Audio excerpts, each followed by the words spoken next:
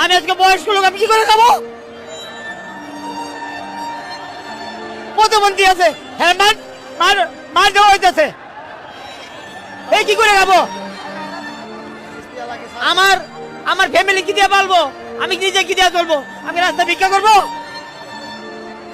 আমি ডাকাতি করতে পারবো? আমাদের কথা হলো আমাদের কথা হলো দেশের অটো রিক্সা চলতে হবে, আমাদের কর্মদিন, তা না হলে কি আপনাদের বন্ধ করে দেয়? আমরা এতগুলো লোক আমরা কি করে খাবো? দেশের ভিতরে বড় ধরনের অভাব চলতেছে। দেশের ভিতরে সরকার নাই, তাই বলে কি এই অভাবের ভিতরে কর্ম করে রাখতে পারি না? আমাদের কি খাওয়ার জন্য কেউ দেওয়ার মতো কেউ নাই? দেওয়ার মতো কেউ নাই? আমাদের অটো রিক্সা চলতে হবে, আমাদের অটো রিক্সা বন্ধ করলে আমাদের কর্ম দিতে হবে।